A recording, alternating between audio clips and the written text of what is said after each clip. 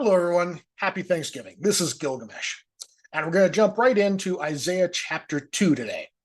Now, just to recap what happened last time in chapter 1, we heard from Isaiah that Israel had rebelled, that public corruption was everywhere, that the people were intent on temple worship, but they were failing to care for the poor and the needy that were among them.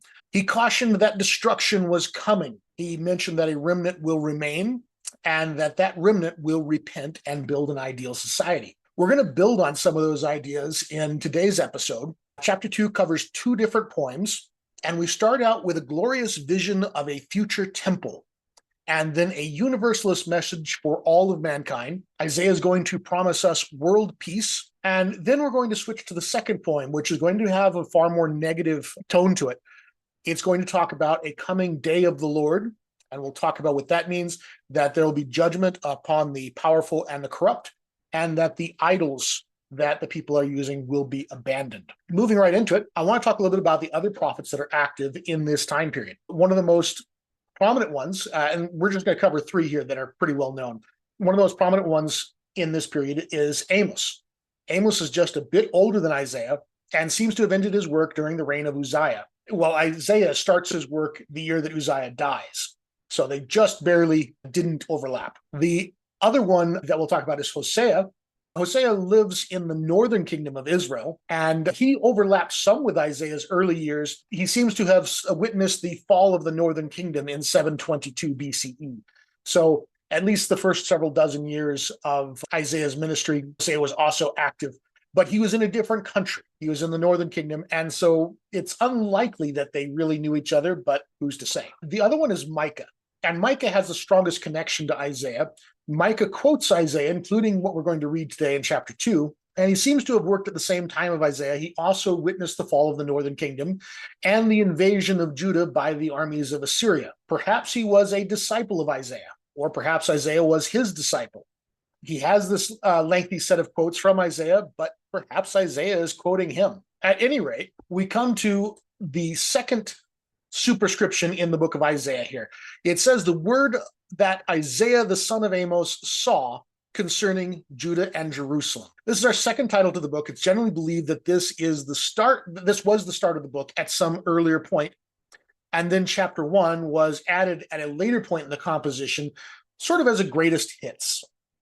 This title, a superscription, is probably meant to cover the entire section through the end of chapter 12. From here to the beginning of chapter 2 to the end of chapter 12, the prophecies do focus on Judah and Jerusalem. After that point, Isaiah's attention is going to turn to other nations.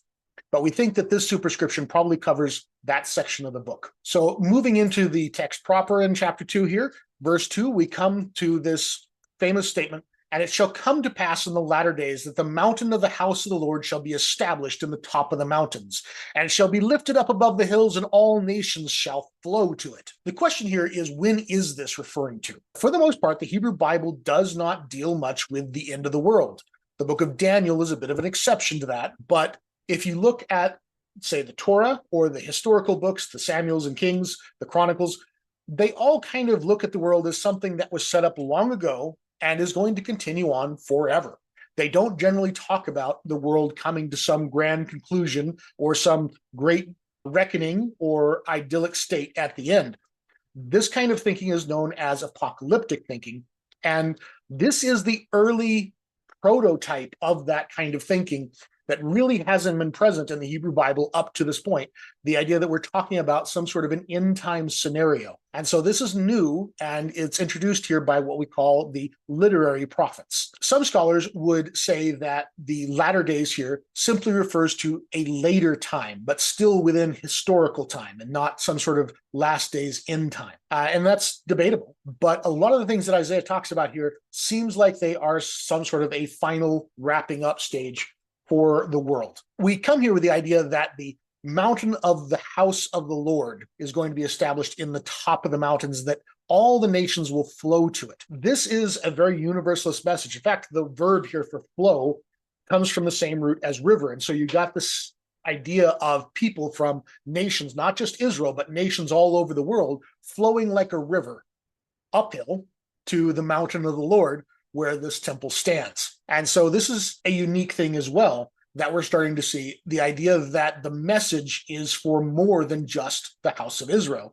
but that it's actually something that the whole world will play a role in. Now, when we talk about the temple there being the mountain of the Lord's house and that it's in the top of the mountains, it helps to understand what we're talking about. And so this is a cross section of what we're dealing with here in the land of Israel. And you can see over here, there is this Mediterranean Sea that is sea level. And then you have a bit of a coastal plain here that's close to sea level. This is where the Philistines live, and they dominate this area.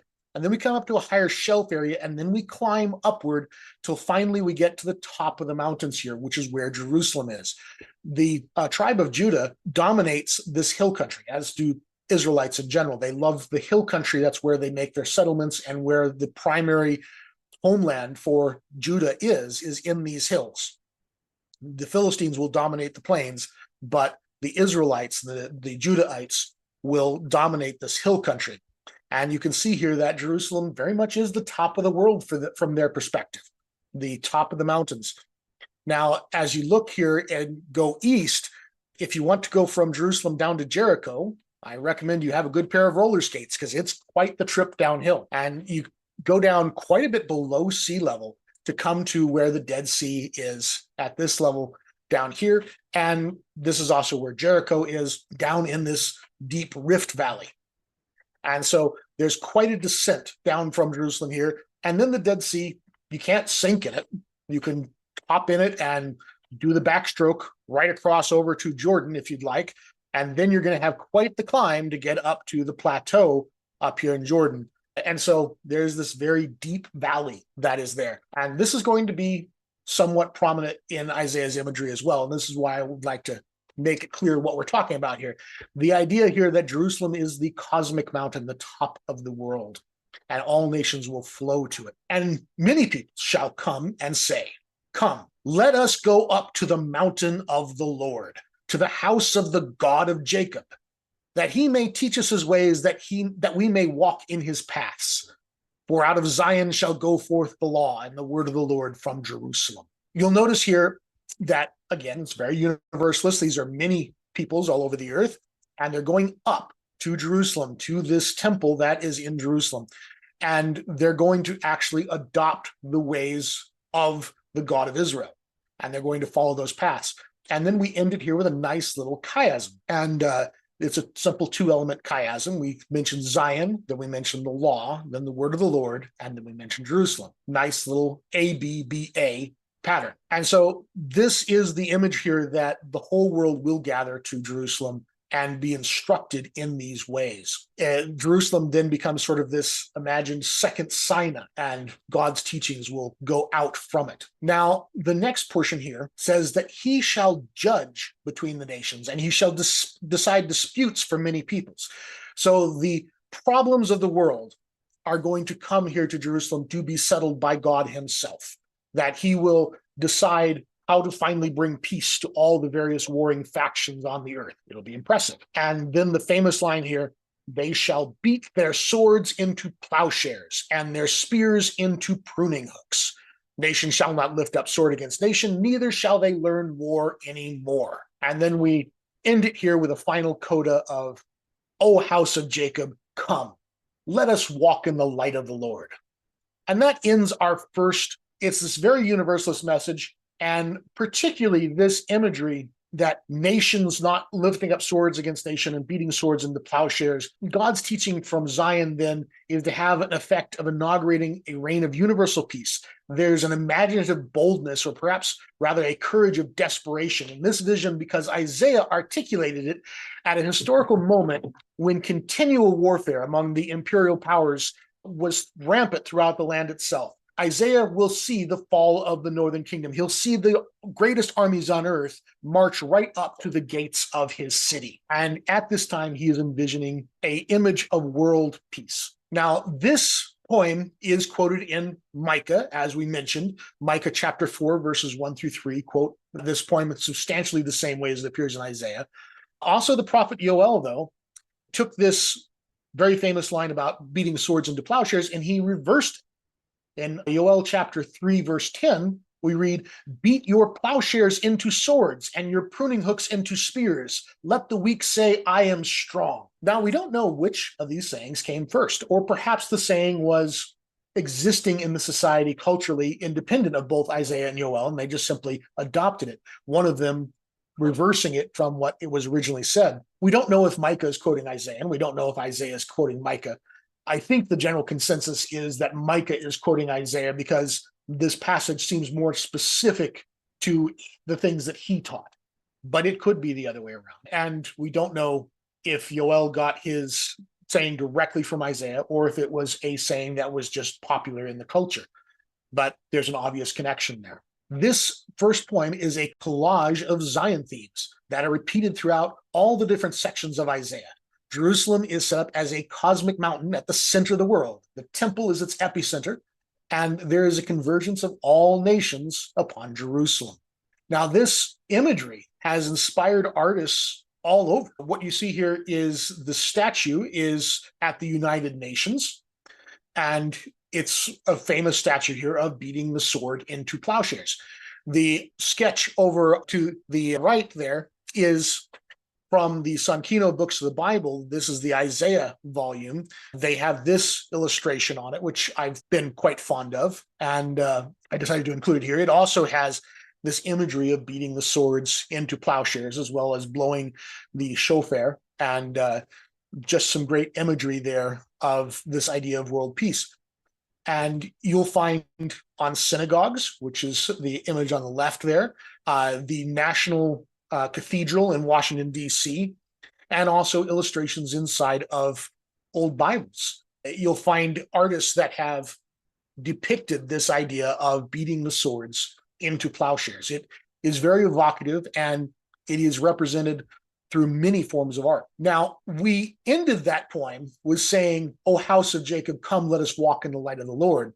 We're going to repeat that phrase, house of Jacob, in the beginning of the next poem, which kind of links them together. But this poem is going to be very different in its tone. Rather than the upbeat universalist peace message of the first poem, this is going to be a poem that cautions about judgment. And now suddenly we have changed our direction of speech to where now this poem is addressing God.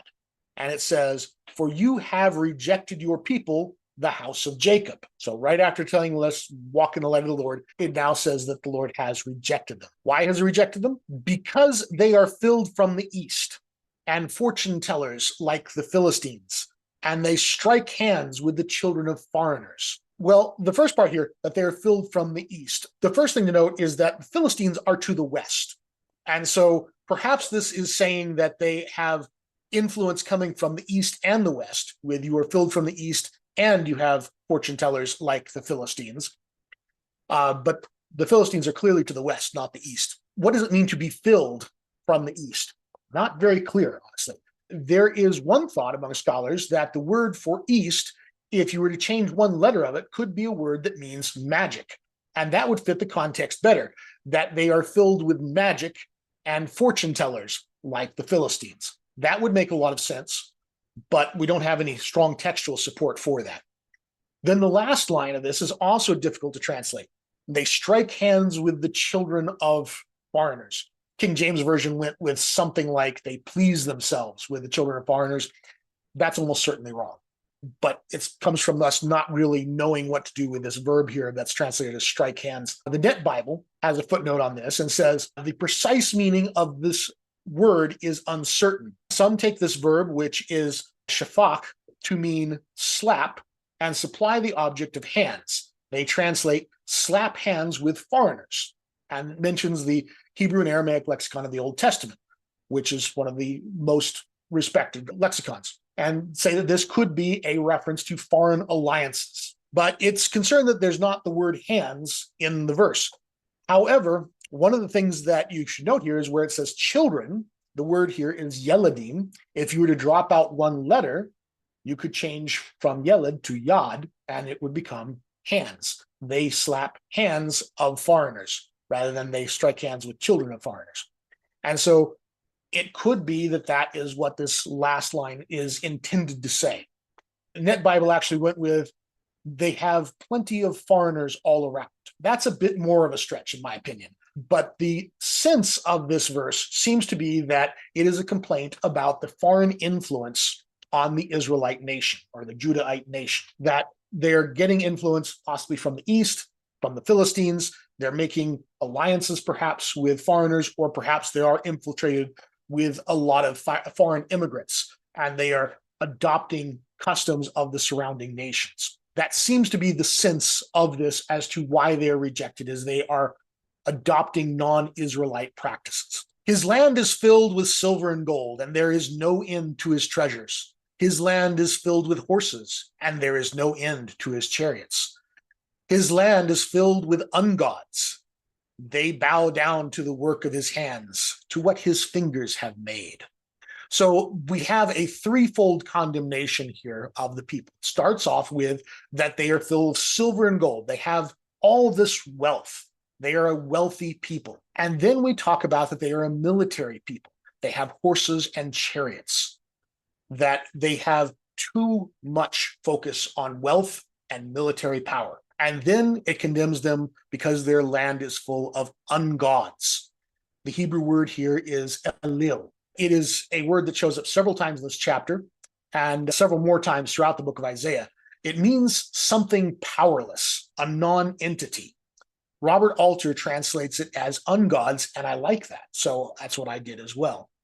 That the land is filled with these ungods, these alilim, and that they're bowing down to them and worshiping these things that they have made themselves. And so we have here then a condemnation of the excessive wealth, the excessive focus on military, and these practices of worshiping non-entities, these ungods. And a person is humbled, and a man is brought low. Do not raise him. This verse gets repeated in verse 11 and verse 17, and then later in chapter 5, verse 15. So this is a bit of a refrain that we come back to several times. This idea here that a person or a man, and there's two words in Hebrew that are translated as man commonly. The first one is Adam, and the second one is Ish. Both are present in this little couplet here. And so I translated Adam as person so that we could distinguish what is happening here. But both of them could be translated as man. We don't have the same two words for man in English, so it's can't really come across exactly the same way. But the idea here is that these people are being brought low. And this is sort of like an introductory couplet to the whole thing. Now, this phrase here, do not raise them, could also be translated as do not forgive them. The word for to raise something up and the word for forgiving is the same word. But the idea with that they're being brought low, it seemed logical to me to focus on the part of raising them up. And so they're to be brought low and not brought back up. But that little spur of a line there doesn't fit well. And so the question is, should it belong there or not? Interestingly enough, in the Dead Sea Scrolls, the 1Q Isaiah A scroll, that line is missing. That little spur of a line there isn't there. It's quite possible that was added later. It doesn't fit well with the rest of the flow of this set of couplets here. So this is a relatively long poem that runs to the end of the chapter. It's elaborately structured through a series of images of high things being brought low and God's commanding height over all the earth. The poem makes use not only of repeated images, but also these refrain-like devices. It says, enter into the rock and hide in the dust from before the terror of the Lord and from the splendor of his majesty. This idea of the dust and the rock here, it gives a landscape that is harsh and pitiless. There's no forest or gardens or towns, but just dust and rocks. And they offered this terrified man inhospitable and inadequate shelter against God's wrath. The prideful eyes of a person shall be brought low, and the height of man shall be humbled. So again, we have here Adam, and Ish, using as our words for man. And we have the same verbs for humbled and brought low that we had back up in verse 2, but Isaiah reversed them here. The verbs are shach and shafel, but here they come up as shafel and shach. So Isaiah switched them around while still leaving Adam and Ish in the same order. And when he repeats it again in verse 17, he'll switch them back. This is pretty typical of Isaiah. He loves this kind of stuff. And it's similar in concept to the idea of a chiasm, where you reverse order of things. And so Isaiah, being a master of language, likes to swap things up like this, keep us on our toes. And he also, rather than just simply referring to them as a man, he adds a little bit more detail too. The prideful eyes of a man, or the lifted up part of the height of a man. These are things that will be brought low. And then he ends it with this singular line, and the Lord alone will be exalted or lifted up in that day. And so we're going to see this line repeated in the next refrain. So we didn't have it in the first refrain here. We've added this line here. And the next refrain, I think we're going to add even yet one more line. And so he's building on this to a climax. And so this repetition here is one of several triadic structures that are in this chapter. And now we come to kind of the heart of this point here. We talk about the day of the Lord. The day of the Lord is an expression that occurs 18 times in the Hebrew Bible. And it looks like Amos, the one who lived just before Isaiah, is the first one to mention it. And he mentions it in chapter 5, verse 18. And seems that this is the first time this expression was used, but it's also used by Yoel, by Zephaniah, by Zechariah, by Malachi, by Obadiah, by Ezekiel, by Jeremiah, and of course by Isaiah. Now, throughout Isaiah, the phrases day of the Lord, in that day, day of visitation, day of his fierce anger, and day of the Lord's vengeance are found more than 55 times, underscoring how frequently Isaiah's writings emphasize this final day of judgment. The way this portion of the poem is structured is what Robert Alter calls an anaphora, with the Hebrew word al kol, upon all. And he says it makes a terrific drum beat, making a crescendo that begins in verse 12 and runs through verse 16, all one single sentence. And you can see here, upon all, upon all, upon all, upon all, repeated over and over. And I should point out that upon every is the same words in Hebrew as upon all, but in English we have to use the word every to make it flow properly. Hebrew didn't have that same limitation. So this is the exact same phrase repeated in Hebrew. And it says, for the day of the Lord of hosts is upon all the proud and lofty, upon all that is lifted up, and it shall be brought low, upon all the cedars of Lebanon, lofty and lifted up, and upon all the oaks of Bashan, and upon all the lofty mountains, and upon all the uplifted hills, and upon every high tower, and upon every fortified wall, and upon all the ships of Tarshish, and upon all the beautiful craft. So we have this drum beat going through the whole thing. Now, I should note here, there's two spots on this that seem, again, a little out of place here. The lines are nicely balanced into couplets, except we've got two kind of sticking out parts here. The first one, and it shall be brought low, is actually one word in Hebrew. And these two lines are actually balanced in Hebrew. We just can't express it in a single word in English like we can in Hebrew. And so that second line gets wordy in English. But this, and it shall be brought low, is a single word. Now, I'm not sure it's the right word, is the other thing, because look at the other words that it's parallel with here. Proud and lofty, lifted up. You would expect this to be some other synonym of those things about being high and lofty. Instead, it is this consequence of, and it shall be brought low. Maybe that's what it should be, but it does seem suspicious that it doesn't match the other words in the couplet. Now, the second part here is wordy in the Hebrew. Upon all cedars of Lebanon, lofty and lifted up. Why do we have that extra bit on the end? I don't know, and I don't think anybody knows, but it might have been added later. But it is interesting that they are two adjectives that are then applied to the mountains and the hills in the next couplet. And so, yeah, lofty and lifted up, that's exactly the adjectives that we find in the next couplet. So why are they up here? I'm not sure. This is the thing with Hebrew poetry, is we really just have to make guesses as to why it is the form it is. We don't have any instructions of how they like to form their poetry, and nobody's been able to come up with terribly consistent patterns of how it's done. But it does seem like this is out of place here, and it shows up in the next couplet, so maybe it's a scribal error, or maybe this is just the way they wanted to do it. But we have here the idea of this first couplet is sort of an introductory thing here, that this day of the Lord is going to be upon everything that's lifted up. And then it breaks it down into what those things are. It talks about the cedars of Lebanon and the oaks of Bashan. Well, Lebanon, I put a map here just so we could have some clear references here. Lebanon is this area here, and it includes cities like Tyre and Sidon and Beirut. And so this forested area is Lebanon. It was known for its rich forests. In fact, the name Lebanon sort of becomes a stand-in for a heavily forested area. You'll see this in Isaiah and other places too, where he refers to just Lebanon as just a generic term for a forested area. And so it was known for its cedars. And then Bashan is over in where modern day Syria is. And it's this area over here that is to the east of Galilee. And you can see it's got a bit more vegetation there as well. It was known for its oaks, and that's where the oaks of Bashan are. And so we're talking about this northern area from Jerusalem that was a major source of timber. And so this is natural resources. We are going to take the natural resources and they're going to come down. And so trees, an obvious tall thing and an obvious stand-in for general natural resources of the land, that's coming down. And then the mountains and the hills. Remember that the Judahites live in the hill country, that this is their defensible area, their home front that they see as a place of safety and refuge. That's coming down.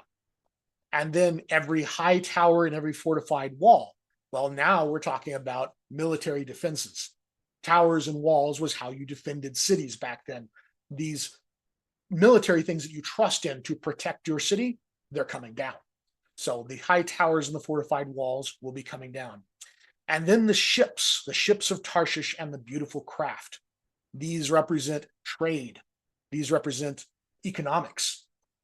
Being able to go off to far off lands and trade goods and bring them back was a major source of wealth. This is coming down, and you don't want to be on a ship when it goes down. We have this idea that all of this is coming to an end. Now, when we look at this, a couple of things to note on this last couplet. In the Septuagint, the Greek translation of the Hebrew Bible, it actually says, upon all ships of the sea, and does not have the line, the ships of Tarshish. So we're not sure why that is, but that seems to be the case there with the Septuagint. What is a ship of Tarshish? We're not sure if this is a specific class of ship, meaning a big ship that is capable of going across the ocean to a far-off port like Tarshish, or if this is just ships that specifically run that route over to this far-off port of Tarshish. Now, where is Tarshish? Well, its precise location is unknown. It was probably a prosperous and bustling Mediterranean seaport. It was through Tarshish that Solomon imported luxury items such as gold and silver and ivory and apes and peacocks. And you'll read about that in 1 Kings 10:22. And perhaps because of the city's connection with wealth and affluence, that's why the destruction of the Tarshish ships symbolizes the Lord's judgment on the proud and the arrogant.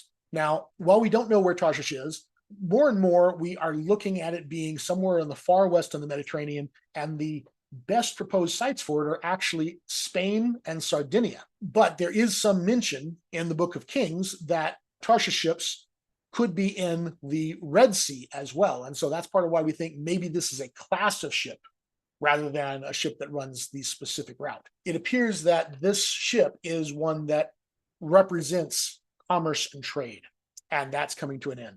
Now, the second half of the couplet here, upon all beautiful craft, this is a tough one because we don't know quite what these words mean. The King James Version has the phrase, upon all pleasant pictures. That makes no sense and is wrong. It was just, they couldn't read the Hebrew and that's what they came up with. It was a wild guess. We're pretty sure that this is another kind of seagoing craft. We have the ships of Tarshish and we have these beautiful craft, which are another kind of ship, and that makes sense with the parallelism. And if you look here, I won't point out every time we have parallelism in Hebrew, but each of these lines is parallel with each other. And so ships of Tarshish, beautiful craft, mountains, hills, towers, fortified walls. This is how parallelism works. You have two lines usually that go together and they use synonyms with each other to make this imagery. And this is what Isaiah is doing here, along with this drumbeat pattern of upon all. And so this is talking about this great day of judgment from the Lord is going to be upon all these things. And the haughtiness of a person shall be humbled, and the lofty pride of men shall be brought low. Here is our third repetition of this with the Adam and the Ish. And then we have the line that was in our last repetition. And here, I believe it should be joined with the first line of the next verse as a couplet in parallel, as an antithetical parallel. And the Lord alone shall be exalted in that day, and the ungods shall utterly vanish. I think those two lines go together. If not, then the line about the ungods vanishing is sort of an orphan, and it seems like it is intended to go with this line about the Lord being exalted, and then the antithesis of that, the ungods will utterly vanish. Now, in Hebrew, this line about the ungods actually has a nice little rhyme to it. The word for ungods, plural, is alilim, and then the words for utterly is kalil. So alilim kalil. That's a nice bit of repetition of sound there that makes this a very distinct phrase in Hebrew. And Isaiah does a lot of that kind of sound. The Lord alone will be exalted in that day, and the ungods shall utterly vanish. And they shall enter into the caves of the rocks and the caverns of the ground from before the terror of the Lord and from the splendor of his majesty when he rises to shake terribly the earth. Now, we're not really clear who's doing this. It could be the idols themselves that are doing this, but the general interpretation is that this is the idol worshipers that are doing this. And so this idea of men being brought down, not only are they brought down, this is a continuation of the thought that now they're being driven underground. So they have been brought down and they're going even lower into this caves and caverns. They're hiding from the majesty of the Lord. And it's possible that this word here, they shall enter, could be an imperative. It could be read as an imperative, telling them enter into the caves of the rocks. Well, it's not entirely clear, but this idea of going into the caves and the caverns here, it's a parallel to what we saw back in verse 10. And it's further concretized here by the addition of these caves and caverns, helping us imagine this pitiful plight of people who are attempting to flee, crawling into crevices and rocks and in the ground. And this miserable effort at hiding somewhere down below is the culmination of this bringing low of man. And this sort of defines this entire prophecy. Now, this last line here, when he arises to shake terribly the earth, another translation for that, shake terribly, could be when he terrifies the earth, when he rises to terrify the earth. Or Robert Alter came up with the phrase, when he rises to wreak havoc upon the earth. All of these are fine translations for that phrase. The Hebrew word that's used here, and it's again, when this is repeated in verse 21, it's a strong and violent word, and it suggests terrorizing and shaking something. I like the shake violently the earth or shake terribly the earth. It gives this idea of an earthquake. It is related to a verbal stem that means to smash. And so, yeah, it is not supposed to be any kind of gentle word here. This is intended to be a violent, dramatic word. In that day, a person will cast away his ungods of silver and his ungods of gold, which they made for themselves to worship, to the moles and to the bats, to enter into the caves of the rocks and the clefts of the cliffs, clefts of the cliffs. Nice little bit of alliteration there in the English. It's not in the Hebrew, but the English translation is nice. And from before the terror of the Lord and from the splendor of his majesty, when he rises to shake terribly the earth. There's our refrain. We have here this idea, and notice we have this sort of ABB pattern to this, that these first two segments here. He's taking his very valuable gold and silver ungods that he went to so much trouble to make, and he's tossing them away to the animals. And he tosses them to the moles. Well, the Hebrew at this point makes no sense. In the Masoretic text, it is actually written as two words. But some manuscripts and the Dead Sea Scrolls preserve that this should actually be a single word and not two separate words. Well, that would be helpful if we knew what the single word meant, but we don't know what that means either. And so this is a very obscure spot here as to what it's talking about. It's clear it's talking about an animal, and it's clear that this is an animal that would live in a cave, but unfortunately we don't know precisely what animal. The guesses from the scholars include a shrew, a hedgehog, a mole, or some type of bat. What would you like it to be? Tell me in the comments. But we don't know what this word that's translated as moles actually is. It's obviously some type of a cave-dwelling animal. And we come down here to this final thing, that the earth will be shaking violently as this happens, or havoc will be being wreaked upon the earth in this final day of the Lord, this day of judgment, this concluding phase of the world's existence. And then we leave the chapter here with Isaiah 2:22, the last verse in the chapter here, which says, "Leave off from man in whose nostrils is breath, for of what account is he?" Well, one might have expected, given the previous emphasis of this prophecy, something like, "Leave off your idols, for they are insensate things."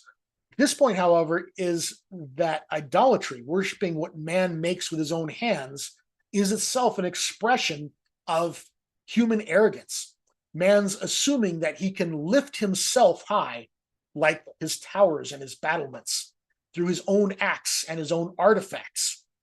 One wonders whether the Tower of Babel may stand in the background to this point. The mention of breath in the nostrils invokes the intrinsic fragility of human life. Man is vulnerable. He's an ephemeral creature. His life breath is easily stopped in a moment. So how could you put any trust in him? Now, this final verse is sort of a moral of the story is. It doesn't seem like it's really part of the poem proper. It seems like it's an explanatory verse added to the end, that the whole point of this poem was that you should not put your trust in man. Now, it also has this idea of leave off from man. It could be saying to separate yourselves from the world, separate yourselves from mankind, because there's also the definite theme in this chapter of, or in this poem, of separating yourself from the influences of the surrounding nations. Interestingly enough, this last verse does not exist in the Septuagint, the Greek translation of the Hebrew Bible. It's left out entirely. It does seem to make it sound like that this is a verse that may have been added as an explanatory verse later and wasn't included in the copy that the Greek was translated from. That is our second chapter of Isaiah. I hope you've enjoyed this. If you like this, then please hit that like button. If you haven't yet, subscribe, click the bell button, join us over on Discord, and we'll see you in the next one. Have a great Thanksgiving. Bye.